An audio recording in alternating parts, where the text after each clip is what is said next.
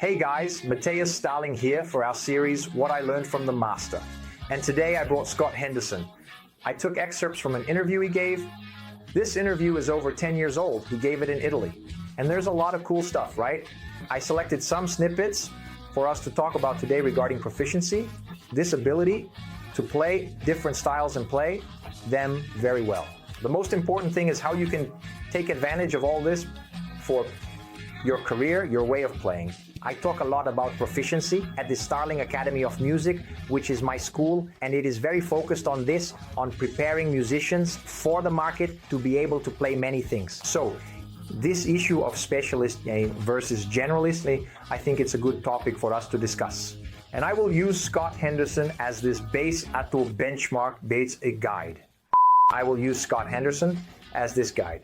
So if you don't know me, I'm Matthias Starling, I'm a guitarist, and on this channel, I talk about music for musicians. And if you're not subscribed yet, please subscribe, leave a like, and let's move on to the video. When I'm talking here, I will include some clips of Scott Henderson playing with different gigs, different musicians. So he is a guy who has worked with various different artists, but always in instrumental music. The guy has a super long career. He resides in Los Angeles. He is considered a fusion guitarist, okay? I strongly recommend you listen to his last two albums. There's a lot of mixing of rock with fusion and jazz. It's a fusion with a lot of personality. It has a nice edge. He is also a guy who works a lot with harmonic intervals, like the second and seventh. He's an incredible guy. For me, one of the greatest guitarists of all time. And he combines characteristics of Stevie Ray Vaughan. You hear Jimi Hendrix in his sound, yeah? Then you hear all that rock school, mainly jazz, but he is not someone who started playing jazz. In this interview, he even talks about how he started. I will share some of these excerpts here. So listen to People Mover. What is People Mover? Oh, right. So listen to the album. People Mover from 2019. And Vibe Station from 2015. Besides that, there was a time when he made some blues albums, man, impressive, playing blues with that Stevie Ray Vaughan wrist, with force, with a lot of intensity, mixing, Jeff Beck's whammy bar techniques, there it is, with the typical sharpness that Scott Henderson plays and has. And so it's incredible the way he plays blues. When he's playing blues, it's really blues, right? These blues albums are truly blues albums. It's a blues that's perhaps more groovy and everything, but there's nothing outside or sharp being played there. Then he has the phase of his solo albums where he plays fusion, where he mixes everything. It's 100% experimental, 100% attempts.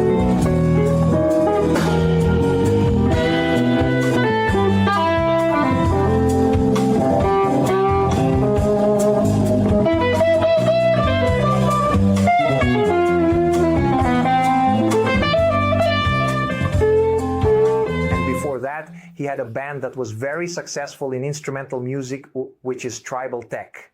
And they also have a huge career. Once again, an instrumental music band.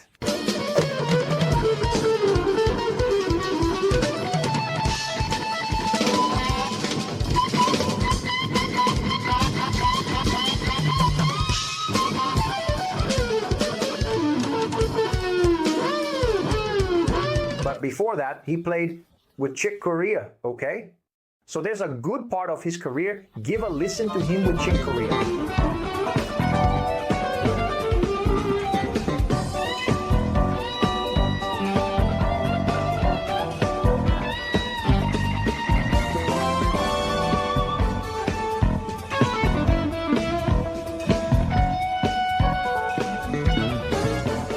Jean-Luc Poulty, I don't know if I'll be able to find something about him, but he's a violinist who also had a quite extensive fusion career.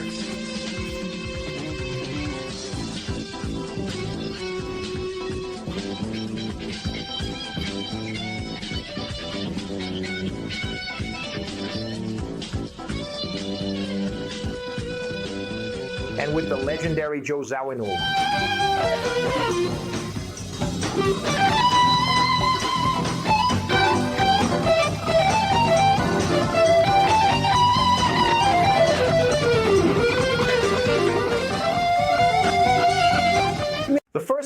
the interview is here. Look. What I did comes from playing and listening to different types of music. I never ever got absolutely tired of music. So you realize that Scott Henderson is saying, man, that he was always the guy who listened to everything, right? He talks a little about when he was younger. I experienced that time too, right? Music was very much a lifestyle, perhaps much more than today. So people were very much in their own bubbles, right? The metalheads only hung out with metalheads. Yeah, the reggae crowd only hung out with the reggae crowd. And he was saying that he never fit into that. He always liked listening to many different things, right? And then we start talking about this book here that really addresses the issue of when someone wants to bring innovation to their style. They need to be open to incorporating elements from outside that style, because when you're too much within your bubble, you only listen to or only experiment. Playing with musicians from that segment, it's unlikely you'll find a different solution. Usually the solutions come from outside. So innovative people are usually open-minded, where they bring solutions from one niche to a different niche. This second part about this, the great harmonies. And the great harmonies and the great harmonies. The interplay between musicians when you play suffering is something very special that I feel everyone can experience. And at the same time, playing rock and roll in blues is a feeling of power, and you feel that there is more energy and sometimes more creativity in music from a sonic standpoint, where jazz is mainly played on acoustic instruments, but in rock and more modern music, you have so many millions of sounds to choose from. So that's why I like the justice of different music, because there is so much emotion and there are so many good things in every kind of music, and I don't like to clean up everything. Let's see if the belly is good enough to wake up. It's a tree broken into little pieces there. He starts by talking about the importance of jazz in his life musically, right? He first talks about the harmony part, since he was a guy who came from blues and rock when he started listening to jazz. Something more harmonically sophisticated. He had to stop to study it. I really relate to that because I also came from a heavier sound. I started playing metal, yeah, rock, but always with a lot of drive, right? Where the harmony, how it moved, the way it moved wasn't that important. So jazz has a lot of this element of playing chord by chord. Another important point he talks about is the interaction between musicians, right? The musician playing is listening to the other musicians, right? So it's not about going up to play as if it were a playback. The musicians need to react. This is a strong part of jazz. So he says that at the same time, rock and blues are about power, attitude, energy. I find this very cool.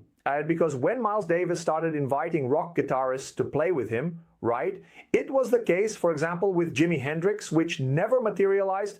But when he invited Mike Stern, he said, man, try to play like Jimi Hendrix with that rock attitude, with drive. I want energy. So there's something that rock gives you, something that blues gives you, something that jazz gives you. So you can take these elements and mix them as you wish. It's something that Miles Davis started doing back in the 1960s. So nowadays, right, for us to be purists here, and it's okay to be a purist too, but to have that fear of mixing elements, man, everything is open.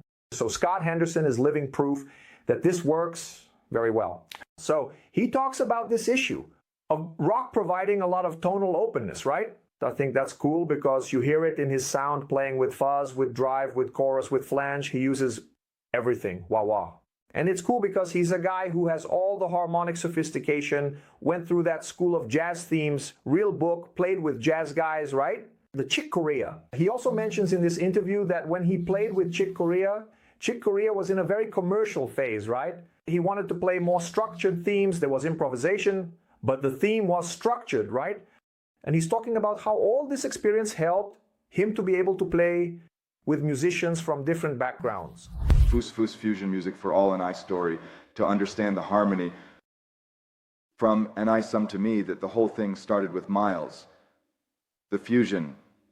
So a story of listening to Miles Davis records and those kinds of records, but from a Guitar Hero standpoint, playing trial is really challenging because you have to do so much more for my guitarist than just going to view. And that's what I enjoy. the challenge of playing trial. In this part where he talks about Miles Davis, he mentions the classic album, right? Which is the first album, yes, of fusion that became popular. Fusion predates this era of Miles.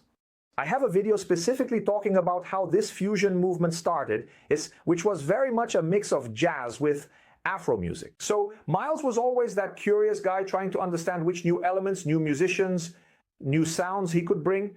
So Miles ended up becoming the father of this fusion child. So this album, Bitches Brew, which is from the 60s, the second best-selling jazz album of all time, is a very crazy album. It's kind of a Woodstock album, that psychedelic wave. In fact, there's a show of Miles Davis playing there at Woodstock, which personally I find very boring. You have Keith Jarrett, you have Chick Corea, you have two guys, Chick Corea, I know that, I don't remember if it was Happy Ham. Oh man, I just blanked out. But there are two great pianists there. And I've seen interviews with the guys commenting, I think it was Herbie Hancock, where Miles came and asked, Miles, what do I play here? No, you play anything there, you guys figure it out. Man, you put two guys on the keyboard. Then there was Ayrton on percussion, a Brazilian. It was a very crazy thing, that very psychedelic vibe, peace and love people. It's acid, people in the mud. So this album and all this openness had a lot to do with that movement of that time, which Miles Davis, man, a jazz guy, was bringing into his music. So when he starts talking about harmony, he began, man, let me listen to the guy responsible for this movement. And Miles Davis, right, is the most important guy in jazz, no doubt, right? He shaped the sound of jazz, right? Everyone wanted to play like what Miles Davis or with Miles Davis. And as I told you, Scott went through this phase of practicing this book here, right? The real book, which is a book of compositions only. There's nothing in here about scales or exercises. I opened it randomly. No, not randomly. I was studying. This song here, Chega de Saudade by Tom Jobim. And you notice the harmonies are happening here. So you need to have harmonic knowledge because it's not just about choosing, oh, the tonal center is in C. Let's just play in C major. No, each chord matters in jazz and you need to take that into account. There's another school. And when you incorporate these jazz elements into any other style, you become a distinguished musician. You have more harmonic sophistication. And when we talk about harmonic, it's not just about playing the harmony or the chord. It's about highlighting the chords of the music while improvising. Even if the chords of the music are simple, like a tonal progression. And finally, he talks about the issue of playing with a trio. I think this is a great school for guitarists. Why? Because the pianist usually learns to deal with the left hand and the right hand. The left hand is playing chords, and the girl asks him, who is interviewing? Hey, you don't like playing with keyboardists, right? He says the following, no, it's not that I don't like playing with keyboardists. I just think that when we usually play with keyboardists or pianists, they tend to want to sound a lot. This takes away a bit of my freedom. I share the same opinion. All my albums didn't have keyboardists, except for the last album, right? Which you notice is a completely different vibe. So out of 4 albums, the first 3 didn't have a harmonic instrument. In other words, I have more freedom. While I have more freedom to choose the paths I want to take, I also have a dual role, which is to play my solos, melodic lines, but also to be concerned with the chords. So there's a challenge in playing in a trio, right? I love the sound of a trio. I love piano trios. Now, as a guitarist, you need to think like a pianist too. While you're playing melodic lines, you also have the chords that you can alternate or play simultaneously. Unlike a trio of sax, drums, and bass where the saxophonist can't create harmonies, obviously. So I use Scott Henderson as this model of a proficient musician because he's a guy who plays a lot of blues, a lot of rock, plays pop, jazz, fusion, but he has an identity. You hear Scott Henderson play and he doesn't sound like a guy who, oh, I'm going there, hired to record on someone's album. And no one knows who's playing there because sometimes the session musician doesn't have time to develop, their own personality. It's difficult for a hired musician, that guy, the hired gun, right? Who's always playing gigs for others and the work changes a lot. Sometimes the guy doesn't have time to develop this more personal aspect. So Scott Henderson is someone whose career was focused on exploring his own sound. So a proficient guy, he's open to various styles and he has his own identity. So I find that super interesting. I think fusion brings this challenge right from the start because you can't play fusion just being a rocker. You can't play fusion just being a jazz guy. You need to be an open-minded person. So I highly recommend that you have a foot in fusion, have an interest. I started playing jazz because of fusion. I was the metal guy. For me, it was just that world. And I started listening to some guys, for example, like Frank Gambale, like Greg Hall, like Richie Kotzen, who were also in a fusion phase. And I caught that transition of Richie Kotzen to something more fusion. I caught that transition of Greg Hall as well. Maybe Frank Gambale was a bit earlier. But anyway, I started getting interested in jazz because of fusion. I started getting interested in Brazilian music because of this entry into jazz. I would like you to leave for me here what was the coolest idea you got from this video, and if you have a recommendation for a guitarist to bring here to talk about what I learned from these masters, okay? Yeah, in these videos I did a free translation because this part of the interview, this interview didn't have subtitles, okay?